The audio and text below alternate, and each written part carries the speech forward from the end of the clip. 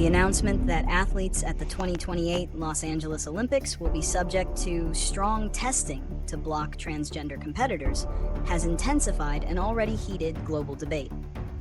The issue, which is at the intersection of civil rights, sports fairness, and scientific understanding, has been a source of significant controversy for years. On one side, advocates for the policy, including President Trump, argue that it is necessary to protect the integrity of women's sports and ensure fair competition. They believe that biological differences, particularly those stemming from male puberty, give transgender women an insurmountable athletic advantage over cisgender women. On the other side, LGBTQ+ advocates and human rights organizations condemn the policy as discriminatory and a violation of human rights. They argue that such measures are not only harmful to transgender athletes, but also set a dangerous precedent for invasive gender policing that could affect all female competitors. The new policy also puts pressure on the International Olympic Committee to choose between aligning with the host nation's policy or risking a major international conflict over the Games. The rationale behind the Trump administration's policy is centered on the principle of what they term fairness and safety in women's sports. The administration's position, as outlined in official documents and public statements, is that biological males, even after undergoing hormone therapy, retain inherent physical advantages in strength, speed, and bone density due to male puberty. These advantages, they argue, make competition with cisgender women unfair and potentially unsafe. The policy is also framed as a way to uphold the promise of Title IX, the federal law that prohibits sex-based discrimination in education. The administration interprets sex in Title IX as a person's biological sex assigned at birth, not their gender identity. This interpretation is central to the justification for barring transgender women from women's sports and is a key legal and political argument.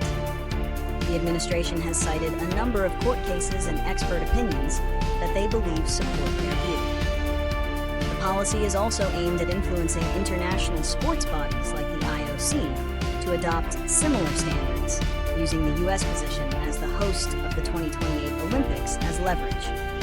The announcement by the Trump administration will have several significant consequences. Domestically, it is likely to face a swift and vigorous legal challenge. LGBTQ rights organizations and other civil liberties groups are expected to file lawsuits, arguing that the policy is discriminatory and a violation of both federal law and the U.S. Constitution. This could lead to a protracted legal battle that may not be resolved before the 2028 Games begin. Internationally, the policy creates a direct conflict with the International Olympic Committee, IOC. While the IOC has allowed individual sports federations to set their own rules regarding transgender athletes, its broader stance has been more inclusive. The U.S. government's firm position puts the IOC in a difficult situation. It must either align with the host nation's policy, risking backlash from other countries and human rights groups, or maintain a separate policy, creating a logistical and political headache for the Los Angeles Games. This could also prompt other countries to take a similar stance, leading to a fragmented and inconsistent international landscape for transgender athletes.